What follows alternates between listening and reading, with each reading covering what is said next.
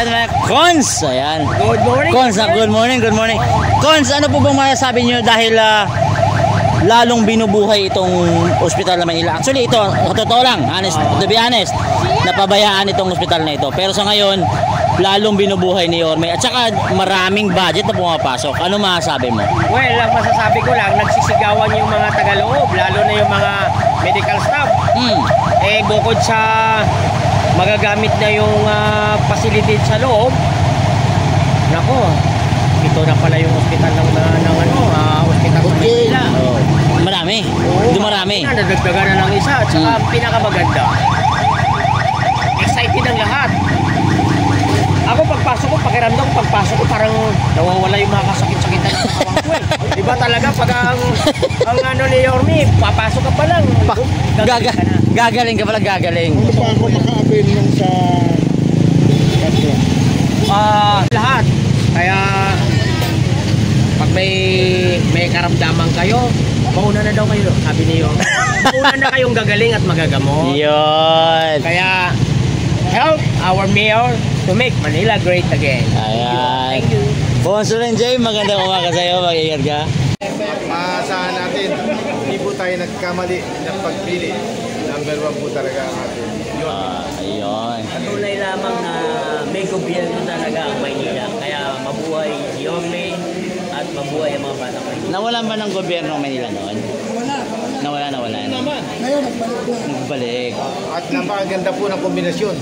Si Vice G at Chesa at si Yorme, talagang the best po silang dalawa ngayon.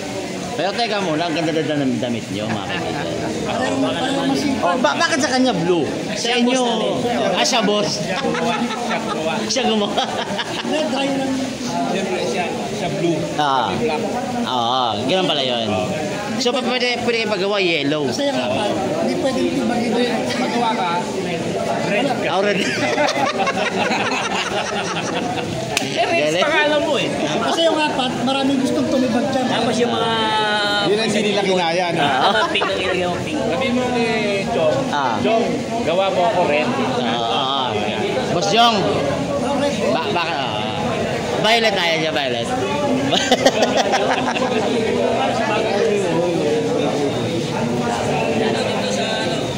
Dala ko dun eh, sarado. Sige na, sige. Kaibigan, good morning po. Nalapit ka po tayo ng hospital. Actually, ka-live tayo, boss. Live. Patawid na ng top.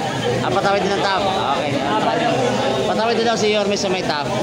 So, sumasakay siya.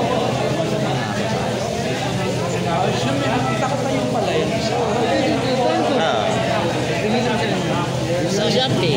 Ito dalawa ako gusto. Mamaya, sa Shopee ka tayo. Oo, at based sa mga live. Red sinabi na, pero nakalagay siya red talaga. Alright. Pwede naman green din, di ba? Red ka eh. Diba, hindi channel green ka na, hindi channel red. Iba yung kulay.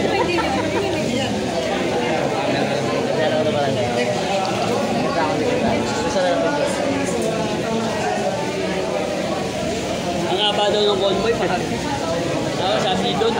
Dito po tayo ngayon sa may hospital ng Manila dahil may bubuksan po rito. Ito pong cardiovascular catheterization laboratory. So ayan po, nakita na ngayon. Dito po mismo sa loob ng bagong hospital ng Manila, mga kaibigan. So mamaya, pakinggan natin yung sabihin at speech ng ating mahal na Yorme. Ito po sa Lungsod. So,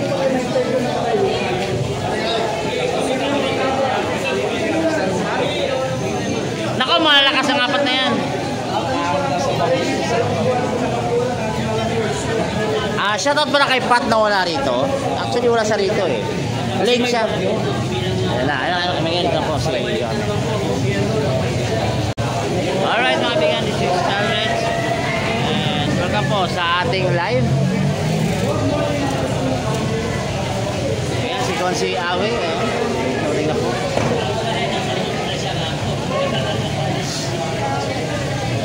Ayan po si Boss Ledlet. Dumating na rin.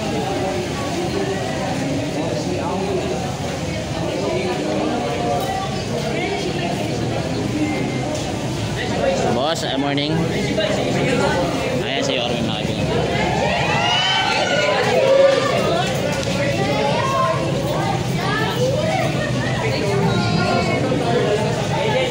Si Vice Mayor G. Atienza, si Yorme daw.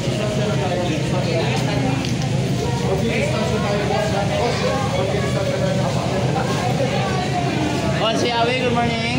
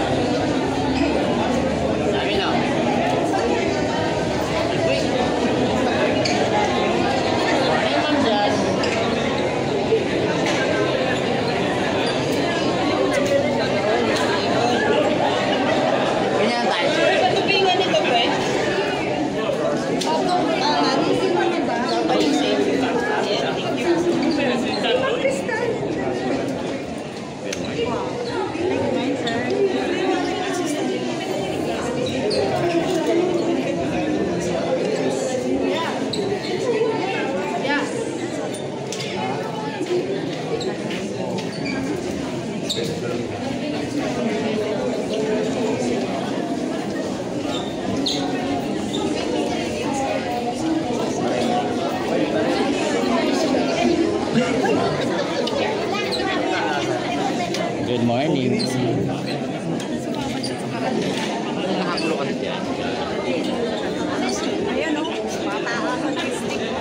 Sabi ko sa'yo Kamusta ikaw? Kamusta kayo? Kamusta kayo? Ano na naman masasabi niyo rito? Of course, bonggang event. Manila equals Yorme. Vice President Cam, syempre. Gusto ko yung bonggang event. Gusto ko yung bonggang event. Yeah. See you, see you. See you. Simpleng event, nagiging kapag siyo.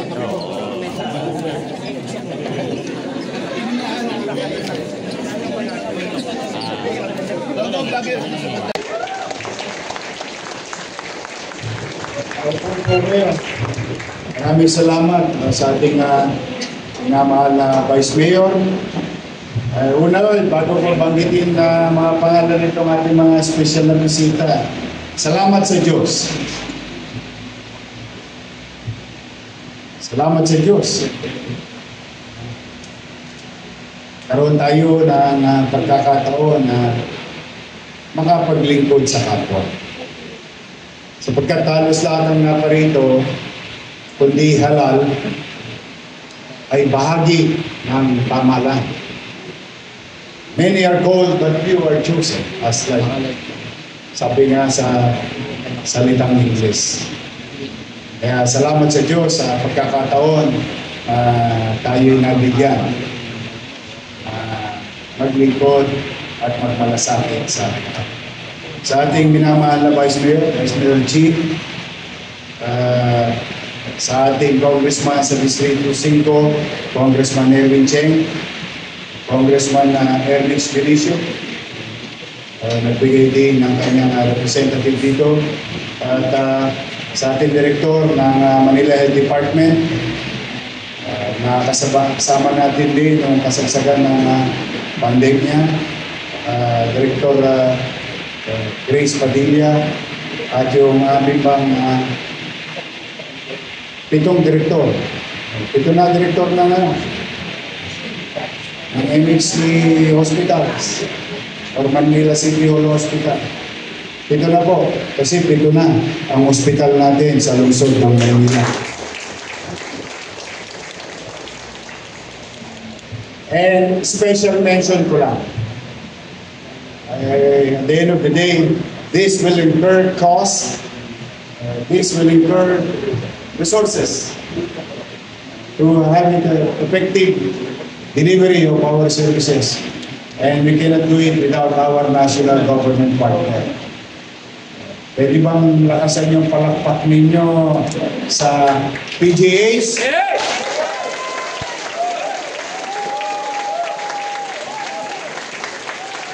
Sa DOH? Ito, todo nyo na. PhilHealth?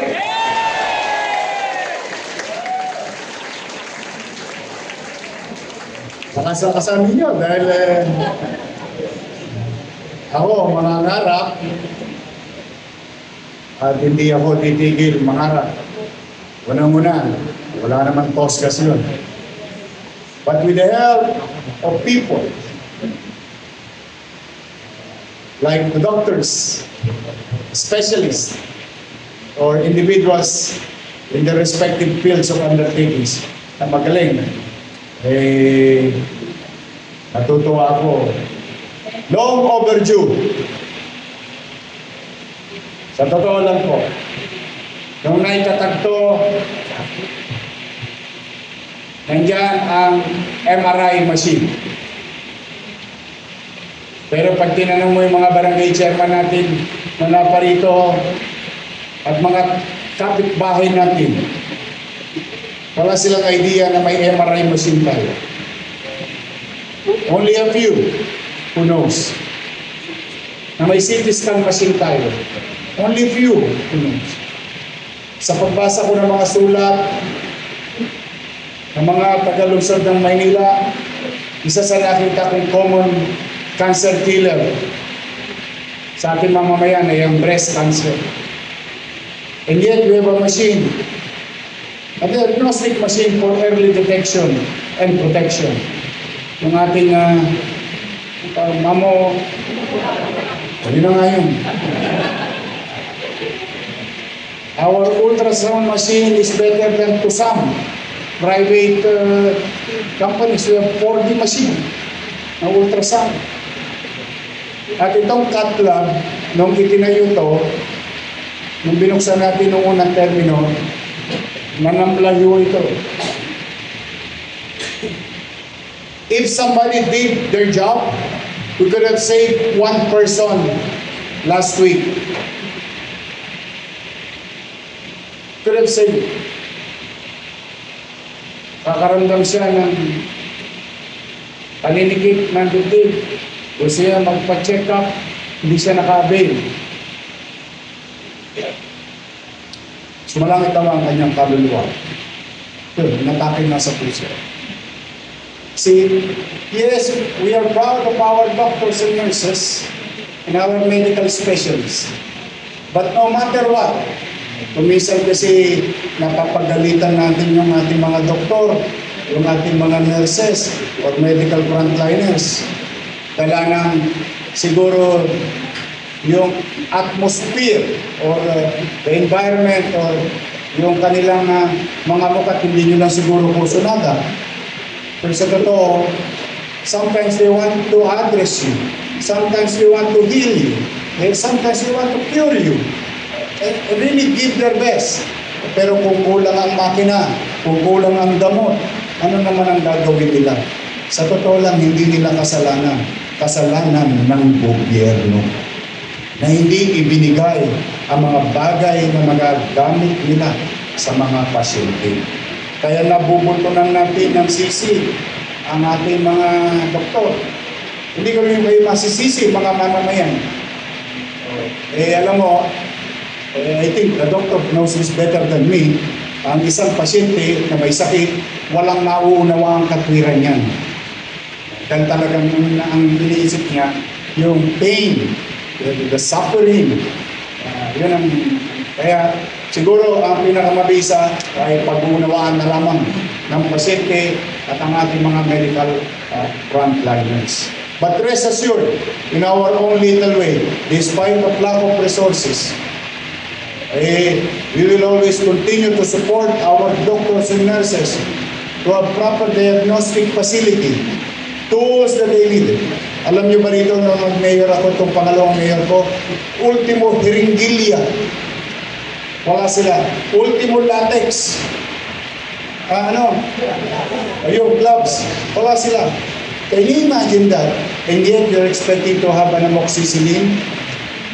expected them to have a biogesic or what you call paracetamol. And these are the things that are not present in our hospitals. Kahit na nag-aral pa sa Harvard yung mga doktor natin, hindi rin tayo magkakamo. Kaya, it's an entire loop. No? It's a loop where the government do its part, the professional do its part, the facility will deliver its purpose. Yan tayo ngayong araw nito. Katlab. 1,600 plus LGUs. Maghanap kayo kung may katlab sila. Even most of the private hospital, wala silang ganyang pasilidad para sa ating kaalaman ng ating mga punong barangay na nandito. Only, except PGH and Heart Center, but only local government unit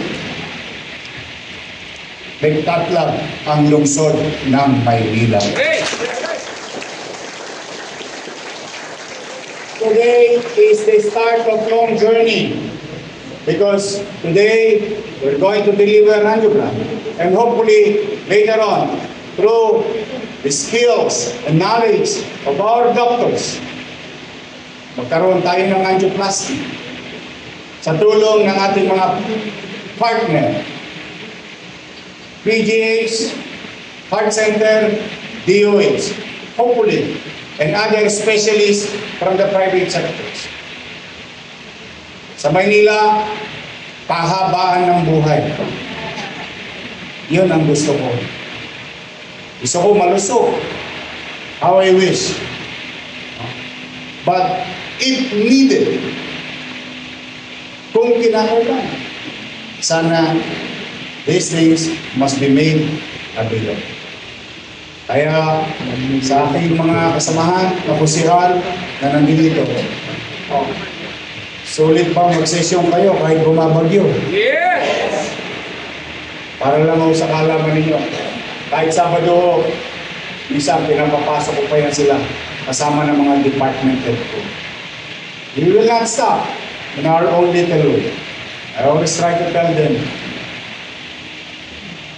many are called, but you are chosen. You were given a chance by God to be of service to others. At tayo, katulad na rin ang nasabi ng mga matatanda natin, para lang tayong hangin dumaan sa mundo pagdating ng araw. But while we are sa loob ng public service, create a mark so that the next generation have something to follow. Katulad ng ginawa ni Mayor Lacson at ni Mayor Villegas, kung saan tayo nakatayo ngayon. That was 50 years ago. But those mayors of the city of Manila inspired other cities to do the same. And that's why we continue to honor them, immortalize them in our own little way sa present population ngayon. So that we'll be reminded that kapag kayo ay nagputi sa inyong kanya-kanyang tungkulin at gawain, the next generation will immortalize you the same thing that we're doing to Mayor Lacson and Mayor Villegas. Kaya may ospital ng Maynila, kaya may pamantasan ng lungsod ng Maynila dahil sa mga alkalde ng lungsod ng Maynila. Yun yung 2 taon. At nabanggit na rin ni Director Grace Padilla that just beside this building,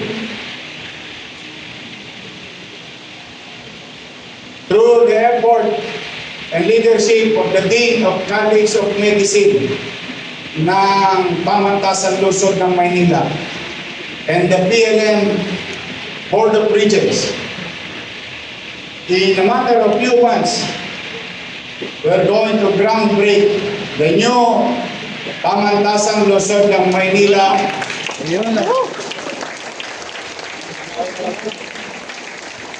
a few meters away from this institution. And I was told during the course of our meetings in the school ground with the Board of Regents, on a regular 300, 500 that we can accommodate to produce doctors and nurses and other what you call allied health professionals. The Dean herself said on what we're going to build here can produce 5,000 medical professionals. So you do the math. You do the math.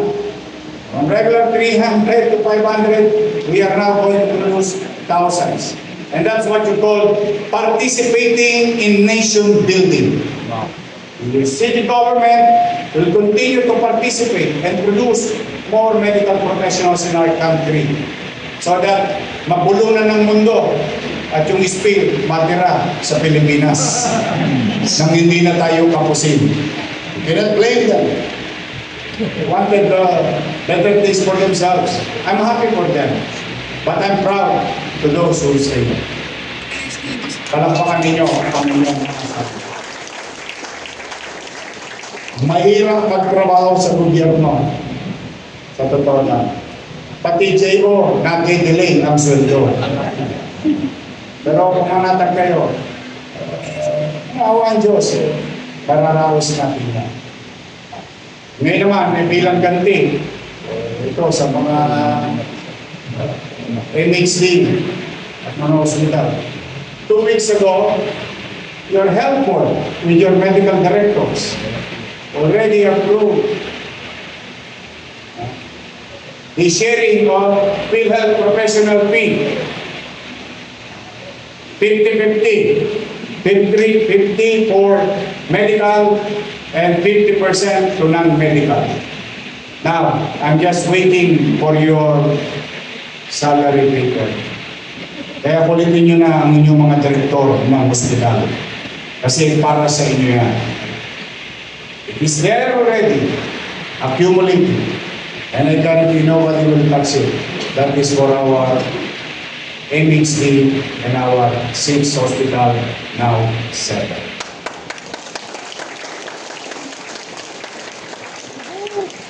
At kahit pa paano yung mga inibita kong zone chairman dito, go up there, tell your fellow barangay chairman and your constituents that there is such facility. How I wish 896 ang na-invite ko, pero wala tayong lugar eh. Buti na ito na nakupahan na natin. Saan kayo nakakita? Ginawa itong ganito. Nabaglit na ako sa gilid eh. Alam niyo ba naging opisina to? Kita mo talaga pag walang direksyon ang leader. Smorgasbord. But good thing, through the leadership of Director Padilla, o magagamit niyo na rin yung escalator. Dati, display lang po yan. Sad to say, I'm not doctors. I'm not doctors. They are doctors. I think they should know better than me. But, again, sa mga barangay chairman, narinig yung professional fee ng mga doktor. Due yun sa kanila. Kaya ba't ko binanggit yun? Iba sa inyo dito, kalaban ko. Ito, ano lang, real talk. But I don't look at that way. Kanina, sabi ko sa inyo, sa Miyerkules, pwede nyo nang tirahin. Ipinagkait sa inyo. Ipinako sa inyo. First quarter, second quarter. Dapat yung mga kakampi nila, dapat kayo paano nagbiyaya kayo. Pero pati kayo yung pinagtak. Itinago sa inyo. I am guaranteeing you. Because that is due to you and for you. Wow. Na-release ko na. Sa lahat.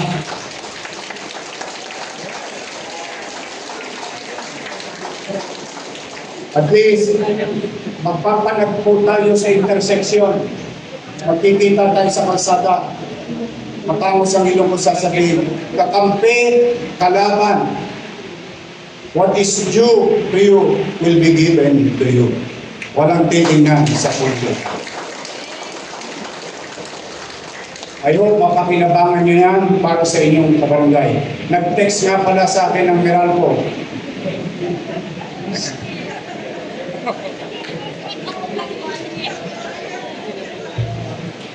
Noong ina-announce ko noong Biyernes yung RPA nila, tinago sa kanila for 2 quarters. I found out 5 days ago. Release it immediately for them. By Wednesday, nasa mga bangko na nila yun. Ang problema, habang nagla-live ako, nagpasalamat yung Meralco. Yorme, thank you mga kabayan din mga chairman sa kuryente. Unless, kasosyo kayo ng Meralco. I'm happy for you. So sabi ko nga, this government, this administration, hindi kami perfecto. Hindi kami magiging perfecto. But we will do our job. Paminsan-minsan, hindi ko ninanais maging madalas ha. Paminsan-minsan baka matalisod ako. Madadapa ako. But mind you, sa bawat dapa ko, yan ay magiging alaala ng kamalian at kakulangan. At gagamitin kong leksyon, pag tayo, huwag na muling ulitin yun. Upang we continue to move on, move forward, and to have a better fiscal situation and physical situation of the city of Manila. Again, today, this is our proof of our dreams and aspirations as leaders of the city to continue to invest to our people, to continue to pursue, deliver MBN, minimum basic needs, education, healthcare, housing, and jobs. That's where we are going to invest. Whatever is left and whatever is the future resources that will come to us, till then, thank you. We'll continue to utilize it to deliver such service. Pagbubutihan namin. And I encourage each and every one of you later on, join us. Look at this. This is your money. This is not my money. Inutang ko to. Diba sinabi nyo, dami kong iniwang utang? Adiwa sa inyo. Kahit sili yun. Hello. Matatas ako kay tambunting yan. Makaraos lang tayo. Please. More distress. Malamig ba? Paliwalas ba? Pumapasok ko pa lang, gumagaling ka lang.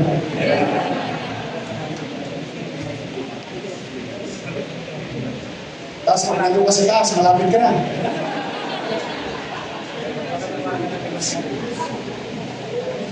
Hindi na wala. Tama si magsaysay. Totoo lang. Tama talaga si magsaysay. President magsaysay. Those who are blessed in life, nasa all.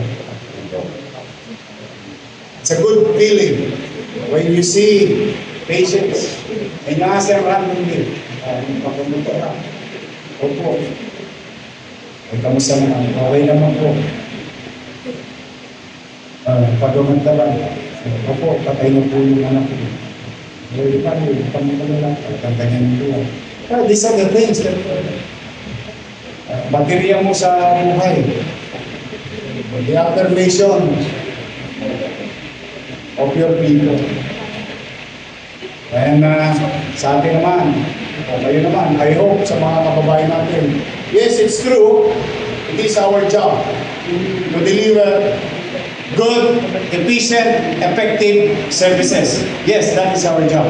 But I hope you don't mind sa mga kababayan natin. Habang kami na may talagang dapat, the word is dapat. gampanan ang aming tungkol. Hindi naman siguro mahirap magsalita ng thank you, no? Pag nakita niyo naman yung aming mga lingkod bayan, sa tingin ninyo, sila na may nagputi, ginampanan ang kanilang tungkulin. Through your thank you, you get inspired. Through your thank you, you get energized. Through your thank you, lalo kami ginaganahan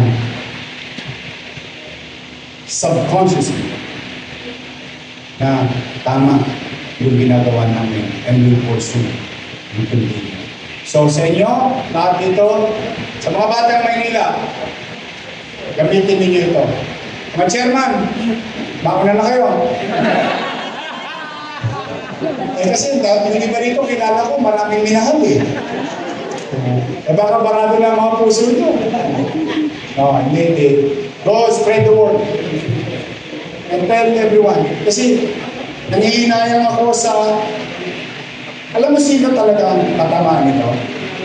I mean, effectively. Yung mahirap, definitely. Definitely. Walang isang gas. Pero sa totoo, ang nakakaligtaan natin, yung middle class. Yun nawawala sa isipan yun na itong ganitong klaseng pasilidad ang unang talagang makikinabang is the middle class. Kasi yung mahirap dapat na makakuha ng libre. Kasi wala ng tsapo eh.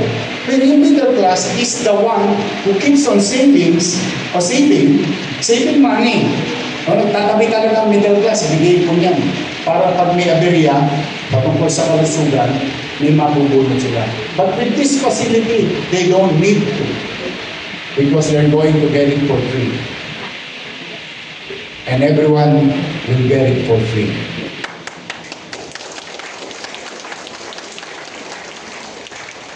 Pilihan mo.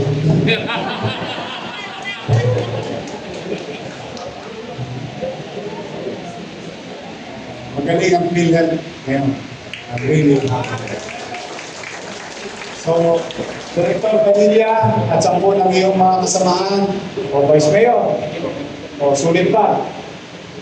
Kasi ito madalas kong pinukulit sa sesyon. O Congressman Erwin o at iba pang mga congressman. O, huwag na sa flood control, dito nyo naman dali niya.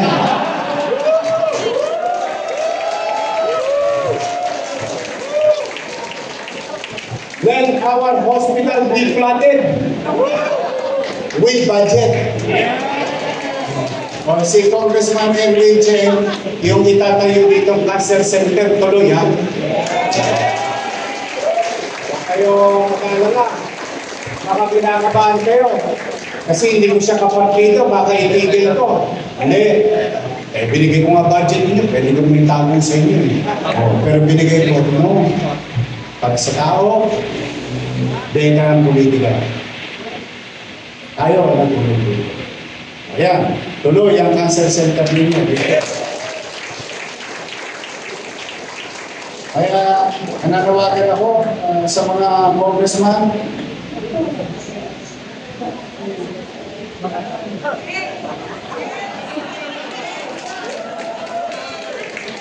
Uy, dito nyo na lang ilagay sa ospital. Buti pa si Kong Jim, kanina bumulong sa akin, boss, pwede ko bang dalhin dito yung manip ko?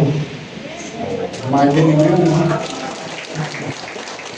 Buti kasi imagine, sa totoo lang, if everyone will just do their part, kaya ko naman, yung the worker.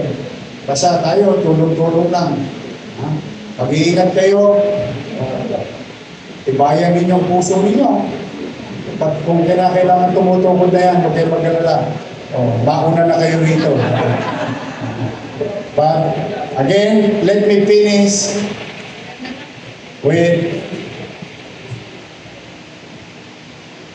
wish for our medical professionals who's going to manage this facility. I hope that God will continue to guide, bless each and every one. And let me take this opportunity to thank all members of the health sector, doctors or medical and non-medical. Thank you for your service. Everyone, thank you. Maraming salamat. At maraming salamat sa Diyos. At mag-iingat kayo, pagpalain nawa kayo ng buong may kapal. Sabay-sabay, Manila! God first, thank you. Thank you so much. Muli palakpakan po natin ang ating minamahal na Alcalde Mayor Francisco Isko Moreno Domagoso. Gayun din po ang ating minamahal na Vice Mayor Chi Atienza, and Congressman Erwin Che. At ang ating mga councilors, inanyahan po namin ang ating mga konsehal.